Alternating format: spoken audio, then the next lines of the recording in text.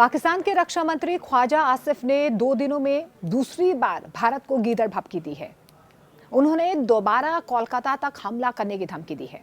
पाकिस्तान के रक्षा मंत्री ख्वाजा आसिफ ने पहले कहा था कि अगर भविष्य में कोई दुस्साहस होता है तो उनका देश कोलकाता में हमला करके उसका जवाब देगा। ये चेतावनी रक्षा मंत्री राजनाथ सिंह के उस बयान के कुछ ही दिनों के बाद आई है जिसमें उन्होंने इस्लामाबाद को चेतावनी दी थी कि अगर आतंकी हमले दोबारा हुए तो भारत अभूतपूर्व कार्रवाई करेगा। ख्वाजा आसिफ ने राजनाथ सिंह की चेतावनी के बाद कोलकाता तक हमला करने की गीदड़ भभकी दी है और उन्होंने एक बार फिर से अपनी धमकी को दोहरा दिया है। ख्वाजा आसिफ की यह धमकी 22 अप्रैल को पहलगाम आतंकी हमले की पहली बरसी से पहले आई है, जिसमें पाकिस्तान के आतंकवादियों ने धर्म पूछकर 26 हिंदू पर्यटकों की हत्या कर दी थी। भारतीय खुफिया एजेंसियों का यह मानना है कि पहलगाम की बरसी से पहले पाकिस्तान एक बार फिर से पुराने पैटर्न फॉल्स फ्लैग ऑपरेशन को दोहरा रहा है।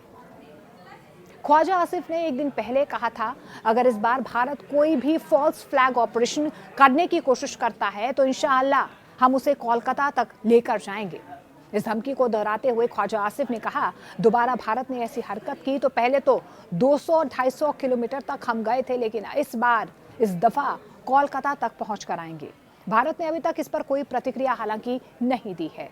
इससे पहले ख्वाजा आसिफ ने यह भी दावा किया था कि एक संभावित फॉल्स फ्लैग ऑपरेशन के संकेत मिल रहे हैं, जिसमें उनके अपने ही लोग या हिरासत में रखे गए पाकिस्तानी शामिल हो सकते हैं। उनका यह भी कहना था कि लाशें कहीं और से लाकर वहीं रखी जा सकती हैं और इसका इल्जाम आतंकवाद पर मढ़ा जा सकता है। हालांकि उन्होंने अपने इस दावे के समर्थन में कोई भी सबूत पेश नहीं किया।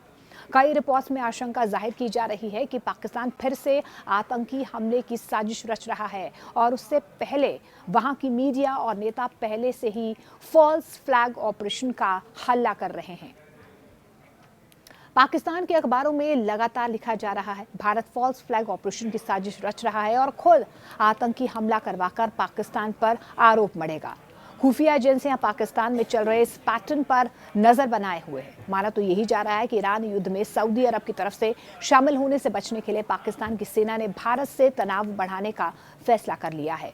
वह सऊदी अरब की तरफ से युद्ध लड़ने से बच रहा है, जिसके साथ उसका रक्षा समझौता है। पाकिस्तान इसीलिए बार बार अफगानिस्तान पर हमले कर रहा है ताकि वो सऊदी को ये बता सके कि वो खुद संघर्ष में उलझा हुआ है।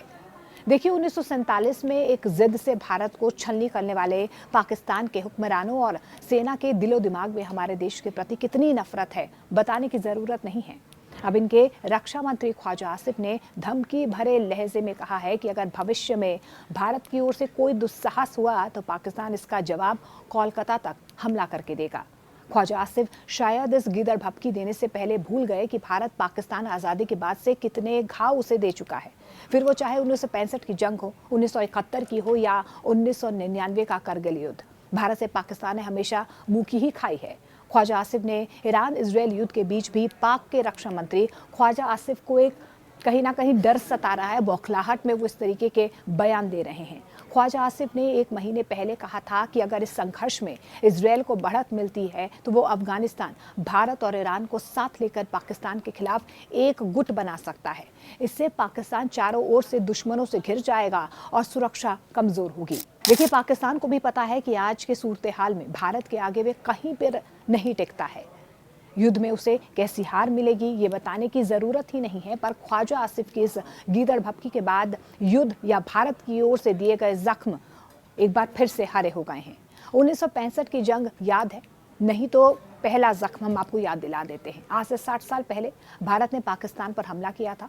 पाकिस्तान ने लगभग 30,000 घुसपैठियों को कश्मीर में विद्रोह भड़काने के लिए भेजा। भारतीय सेना ने जवाबी कार्रवाई करते हुए 28 अगस्त 1965 को रणनीतिक रूप से महत्वपूर्ण हाजी पीर दर्रे पर तिरंगा फहरा दिया था। पाकिस्तान ने जम्मू के अखनूर सेक्टर पर कब्जा करने के लिए भारी टैंकों के साथ हमला किया था। 6 सितंबर को अखनूर पर दबाव कम करने के लिए प्रधानमंत्री लाल बहादुर शास्त्री ने अंतर्राष्ट्रीय सीमा पार कर लाहौर की ओर बढ़ने का आदेश दिया। भारतीय सेना इच्छोगिल नहर तक पहुंच गई थी। पंजाब के खेमकरण सेक्टर में भारतीय सेना ने पाकिस्तान के अजय माने जाने वाले अमेरिकी पैटर्न टैंकों को मिट्टी में मिला दिया। यहाँ पर अब्दुल हमीद ने अपनी वीरता से परमवीर चक्र प्राप्त किया था। संयुक्त राष्ट्र की मध्यस्थता से 23 सितंबर 1965 को युद्ध विराम हुआ। जनवरी 1966 में ताशकंद समझौता हुआ, जिसके तहत दोनों सेनाएं, जी हाँ, दोनों सेनाएं 5 अगस्त 1965 की स्थिति स्टेटस क्यू पर वापस लौट गईं। अगर यूएन नहीं होता तो शायद भारत लाहौर पर कब्जा उस वक्त कर लेता। 1971 में कर दिए गए थे पाकिस्तान के 2 टुकड़े। जी हां, तत्कालीन प्रधानमंत्री इंदिरा गांधी के आदेश पर भारतीय सेनाओं ने पाकिस्तान को इससे बहुत बड़ा जख्म शायद आज तक नहीं दिया हो। एक तो युद्ध ने पाकिस्तान के 2 टुकड़े कर दिए, जिसने बांग्लादेश को जन्म दिया, तो पाक के 93,000 सैनिकों के सरेंडर ने उसकी इंटरनेशनल बेइज्जती कर दी। ये दूसरे विश्व युद्ध के बाद का सबसे बड़ा सरेंडर था। भारत ने 1971 की जंग महज 13 दिनों में जीत ली थी। इंदिरा गांधी के दृढ़ नेतृत्व और भारतीय सेना के अदम्य साहस से पाक घुटनों पर आ गया था। 3 दिसंबर 1971 को पाकिस्तान ने भारत के हवाई अड्डों अमृतसर, श्रीनगर, आगरा पर हवाई हमले किए। भारतीय सेना ने तुरंत जवाब देते हुए जल, थल और वायुसेना ने एक साथ मिलकर पाकिस्तान को पछाड़ दिया था। लोंगेवाला की लड़ाई में 120 भारतीय सैनिकों ने रात भर 2000 पाकिस्तानी सैनिकों को रोके रखा। नौसेना ने रूसी मिसाइलों का इस्तेमाल कर कराची बंदरगाह को तबाह कर दिया था। 16 दिसंबर 1971 को ढाका में पाकिस्तानी जनरल नियाजी ने भारतीय लेफ्टिनेंट जनरल JS अरोड़ा के सामने आत्मसमर्पण यानी कि सरेंडर के दस्तावेज पर हस्ताक्षर किए थे। इस युद्ध के बाद पूर्वी पाकिस्तान एक स्वतंत्र देश बांग्लादेश बन गया। 1999 का करगिल युद्ध। 1999 के कारगिल ने एक और चोट पाकिस्तान को दी थी। उसने 28 साल के बाद फिर हिमाकत की और नतीजन उसे फिर मुंह की खानी पड़ी। भारत ने करगिल युद्ध में सैनिकों की वीरता और पराक्रम से पाक सैनिकों को घुटनों पर ला दिया था। करगिल की जीत को भारत विजय दिवस के रूप में मनाता है। मई जुलाई के बीच में करगिल की लड़ाई में पाकिस्तानी घुसपैठियों के LOC में घुसने की नापाक कोशिश ने पड़ोसी मुल्क को हार का स्वाद चखा दिया। लगभग 84 दिन तक चले इस युद्ध में भारतीय सेना ने अदम्य साहस दिखाते हुए चोटी पर बैठे दुश्मनों को खदेड़ा और 26 जुलाई 1999 को निर्णायक जीत हासिल की थी। घुसपैठियों का मुख्य उद्देश्य श्रीनगर लेह राजमार्ग यानी कि NH-1A को काटकर कश्मीर को लद्दाख से अलग करना था, पर यह मंसूबा कामयाब नहीं हो पाया और कैप्टन विक्रम बत्रा, राइफलमैन संजय कुमार और ग्रेनेडियर योगेंद्र सिंह यादव जैसे शूरवीरों ने बाकी जवानों संग मिलकर पाकिस्तान को पटखनी दी थी। दर्द दिया तो भारत ने पूरा इलाका ही धुआं-धुआं कर दिया। इसके बाद भी अगर जख्म हरे नहीं हुए हों तो ख्वाजा आसिफ के लिए उरी हमले का जवाब, पुलवामा का जवाब और हाल ही में पहलगाम का दर्द देने पर पाकिस्तान के एयरबेस के साथ आतंक के आकाओं के आतंकी ठिकानों तक को नेस्तो नाबूद कर दिया गया था। 2016 में उरी हमले का जवाब सेनाओं ने LOC पार कर आतंकियों को सजा दी। 2019 के पुलवामा हमले के बाद भारत ने एयर स्ट्राइक कर बालाकोट में बैठे आतंक के आकाओं के अंदर दहशत पैदा कर दी थी। इतना ही नहीं, पाकिस्तान की तब की इमरान सरकार इससे मानने से कतराती रही कि सच तो वो भी जानती है।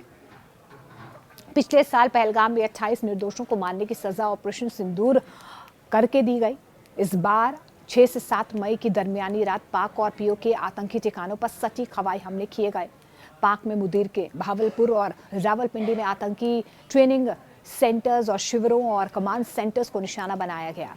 पाकिस्तान के फॉरवर्ड एयर डिफेंस सिस्टम या तो नष्ट हो गए या भारतीय ब्रह्मोस मिसाइलों के डर से बंद कर दिए गए थे। लेकिन एक बार फिर से पाकिस्तान के रक्षा मंत्री ख्वाजा आसिफ ने 2 दिनों में दूसरी बार भारत को ये गीदड़ भपकी दी है, जिससे साफ तौर पर पाकिस्तान की बौखलाहट नजर आ रही है।